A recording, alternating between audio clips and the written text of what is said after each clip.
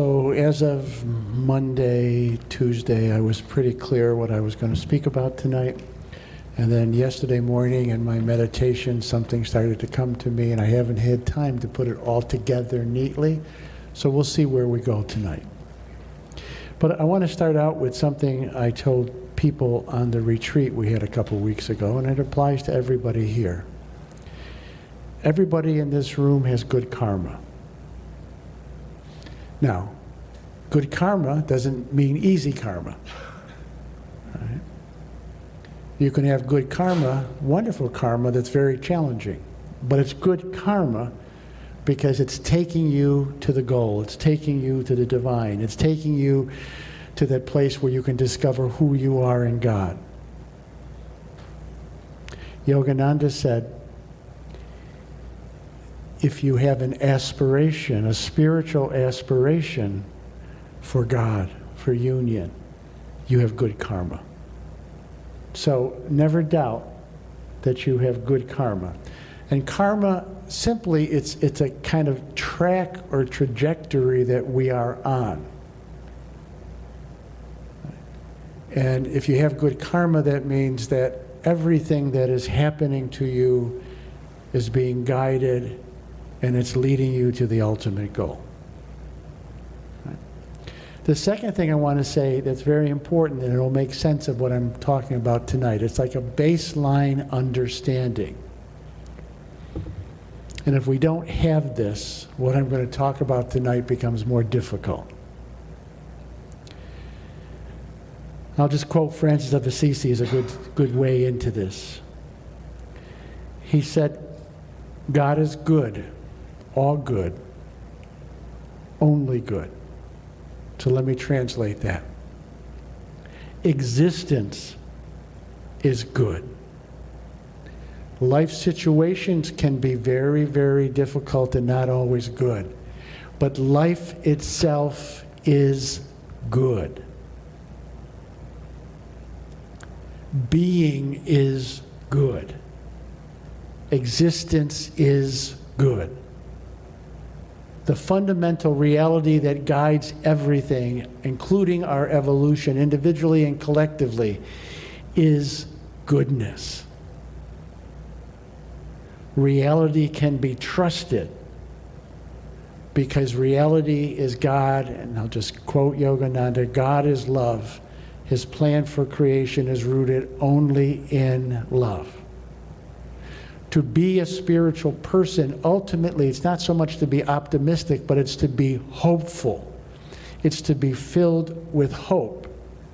Because no matter how dark the situation is, we know intuitively that the power of light is greater than the power of darkness. And we know that the moral arc of history is the force that is going to win out eventually. That's not to say we won't have moments of being tempted with despair. We will. But being tempted by despair and falling into despair are two different things.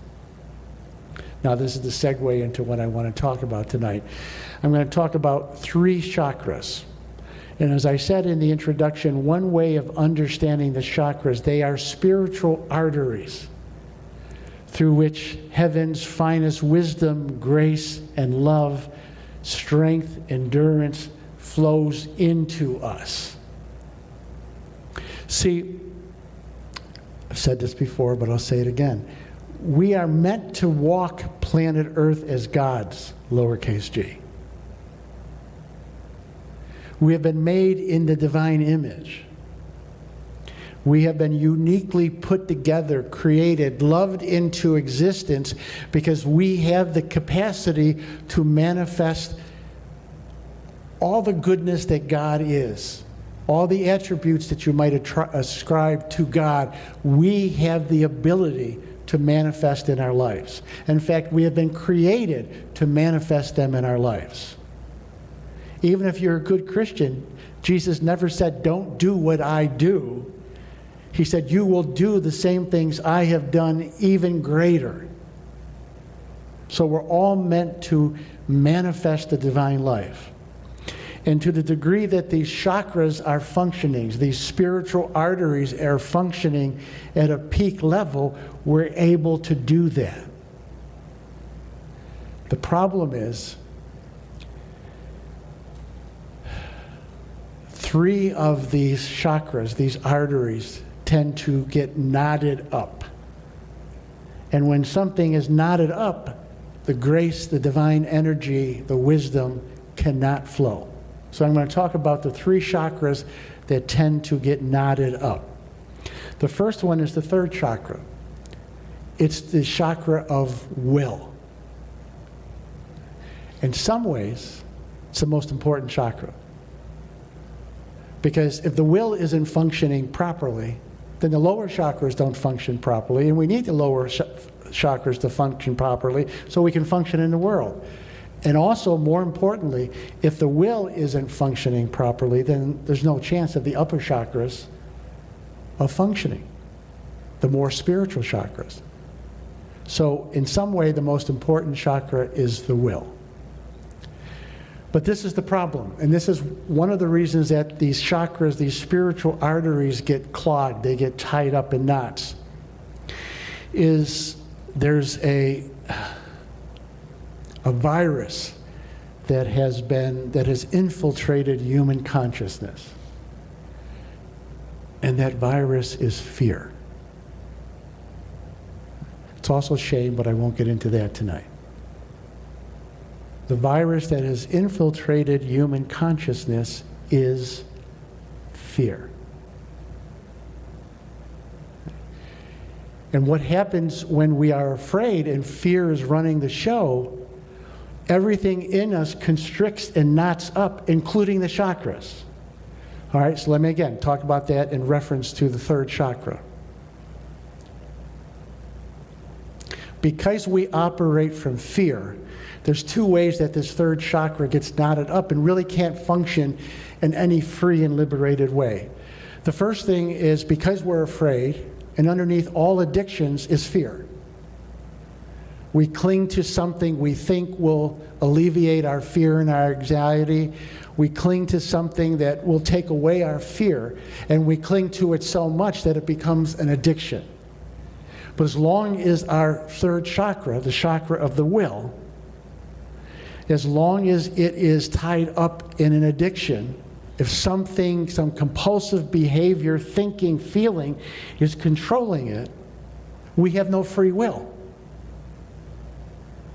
And again, our lower chakras can't function properly, and our upper chakras can't function properly because we're all knotted up with addiction, with compulsion. Something is controlling us. And at the root, it's fear.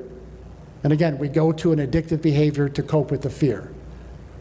The other way that gets knotted up is we're afraid, and if your personality tends to be strong, I'll say it that way, then what is meant to be a flow of will and willingness that cooperates with the divine, it becomes willfulness. And then we're always trying to put the square peg in the round hole. And we fight to make it fit. And we fight to make other people fit. We make ourselves try to fit. And we're always pushing. Now don't misunderstand me. There's a place for grit. But that's not what I'm talking about. It's that willfulness that will not let go. Now I'm going to go back to my original point. Well, I'll say it this way. There's 2 things that free up the will. First one's not pleasant, but it's necessary. Suffering. The more willful we are, the more we give our will over to addiction, the more we suffer. We suffer, and we suffer. But there's something about that suffering that cracks some understanding and some openness up. And this is the second thing. Both are necessary. This goes back to my original point. We have to have some sense that life is good, that God is good, that God is for us. And if God is for us, who can be against us? Think of the 2nd and 3rd step of Alcoholics Anonymous. Came to admit that we were powerless. That's the pain. cracks open our honesty. Third step, first step came to admit we were powerless. Second step came to believe that a higher power could restore us to sanity. Hopefulness. Reality is good. Reality is on our side. We can trust it. We can begin to let go of our willfulness. And then we make a decision to turn our lives and our will over to the care of God as we understand God. That's how this third chakra begins to be liberated. We suffer enough that we finally get honest and we say, I'm sick and tired of being sick and tired. And then we open to the possibility of light, grace, and hope. I'll tell you a personal story. All while I was growing up, my father was a pretty out-of-control alcoholic. And he had tried many, many, many times to get sober. It never worked. I was a freshman in college when he had symptoms that mirrored a stroke, but it really wasn't a stroke. It was called polyneuritis. And he went to the doctor, and the doctor said, good news is you haven't had a stroke. Bad news, if you don't stop drinking, you'll be dead in a month. Good news, if you do stop drinking, the symptoms are going to go away. He never touched a drop of alcohol after that. And he started going back to church. Do you see? The pain and then openness to goodness, to the power of goodness, allowed him to let go. All right. Heart chakra. That gets in a knot. And it gets in a knot for the same reason that the third chakra gets in a knot. We've all been hurt. We've all been disappointed. We've all been wounded. The people who were supposed to be good to us weren't good to us. The people who were supposed to make us safe didn't make us safe. And so we had this intense pain. And so we close our hearts as a way of protecting ourselves. But when our hearts are closed, we can't know real love. And it's love that makes us human. And it's love that makes us divine. The heart is the channel through which divine love flows into our consciousness and flows into the human race. So I'll tell you a little bit from my life. I don't know, many, many years ago. I went through a period of time when I would sit to meditate, and I had intense pain in my heart. It wasn't physical. I wasn't having a heart attack. It was spiritual. And I would tell my friends, it's like a spike or a sword is going through here. And it happened, and I went through that for 2 or 3 years. I mean, some days it wasn't there, but some days it would be like really intense. And I would just try to stay with it. I would breathe into it. I would use the mantra Om, and that would help to open things. And then I read something from Teresa of Avila, and I'm not comparing myself to Teresa of Avila, the great Catholic mystic saint. But she had a vision once. She saw an angel with a bow and arrow, and he shot the arrow into her heart, and it hurt.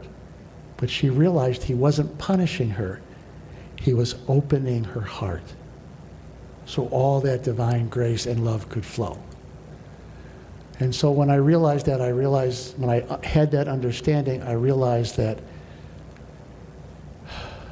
I had moments of intense grace, intense love, and then I realized I had to trust that more. So the work of opening this is the willingness to feel some of that pain, the pain that is underneath why we closed our heart. But not just to feel it in a psychological sense, to feel it in a spiritual sense, and to invite God into it. And then, and it's interesting, and the word in Italian for heart is cuore. It's the same root that the word courage comes from. The other way we open our heart is then we step by step, we make courageous decisions to trust God, to trust each other, to trust another human being, to trust the guru, and to trust our own souls. We make a decision to be generous, even when we want to constrict. We make a decision to pray for our enemies. We make a decision to be merciful. Not foolish, but merciful. And the more we do that, the more the heart opens. I still have moments where my conversation with God goes like this. Oh, you want me to surrender more? You want me to be more vulnerable? More? And the intuitive answer is always yes, until this is your heart. Because this is God's heart. It's open to everyone and everything. The third knot is the third eye. Okay? Now, I'm going to use Western language to talk about some yoga concepts. There's a big difference between the intellect and intelligence. Okay? The big difference between the intellect and intelligence. They are not the same thing. The intellect is the rational mind that looks out at the physical material world, and its job is to make sense of it. How to balance your checkbook, how to make the right investments, how to live your life in an orderly way on a day-to-day basis. It's good, but it's limited.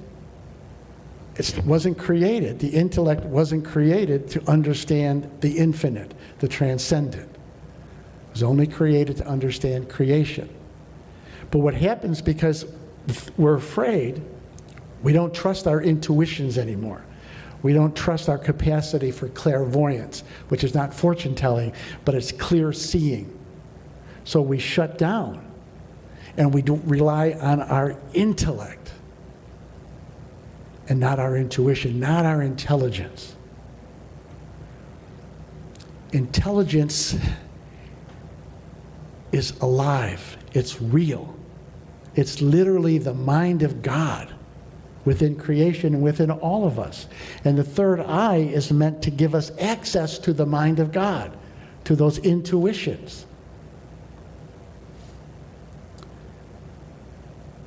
What clogs that is our over-dependence on the rational. Now, don't misunderstand me. Rational thinking is good, but rational thinking cannot cure our fears.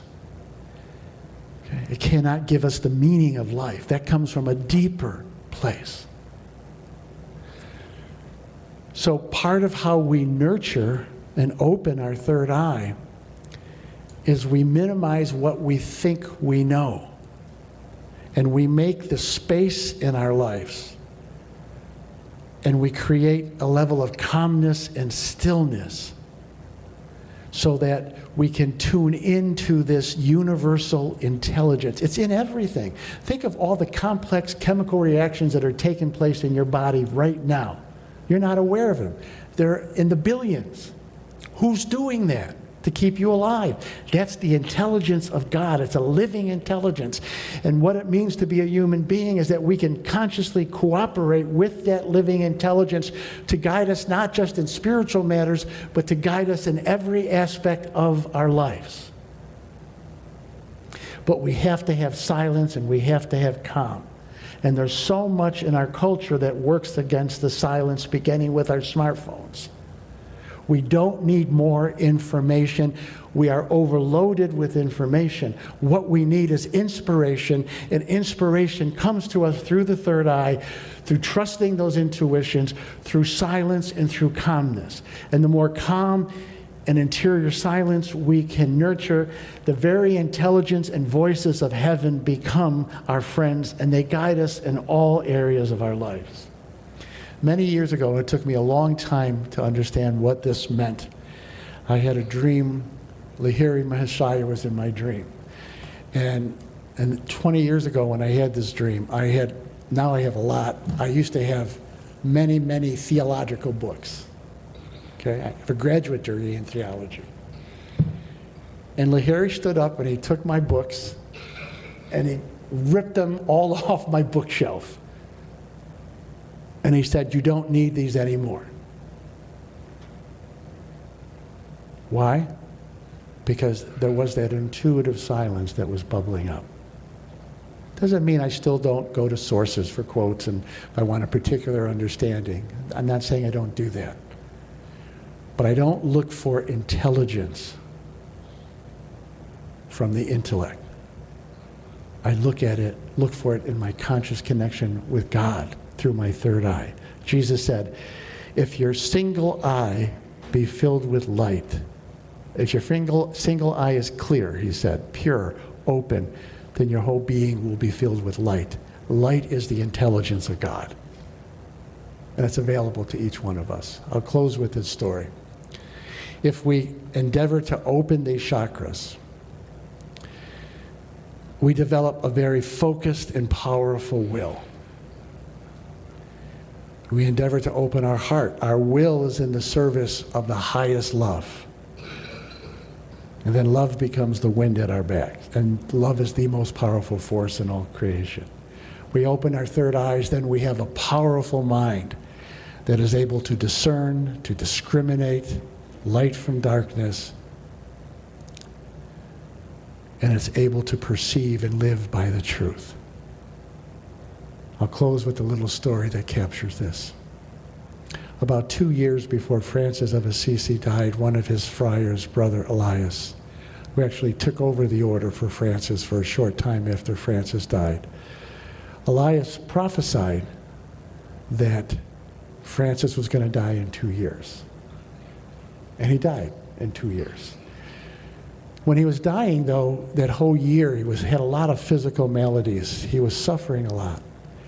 And paradoxically, during that time, he wrote that beautiful canticle, Brother, Sun, Sister, Moon, that captures the essence of Christ consciousness. And Brother Elias finally said to him, you're dying, I'm paraphrasing now, you're dying, dude. How can you be so joyful? And now again, Francis's whole life was directed to God. His third chakra, his heart chakra, his sixth chakra. He had developed such a strong will, such a strong, courageous heart, and such a strong mind that he, and I'm paraphrasing, he said, every day I think of my death. And every day, he said, for the last 2 years, every day I have thought about my death. And it does not worry me because I have the joy of the Lord. I have the presence of God. And I know where I'm going. That's how we are meant to live. Day by day, step by step. The divine in me bows before the divine in each one of you.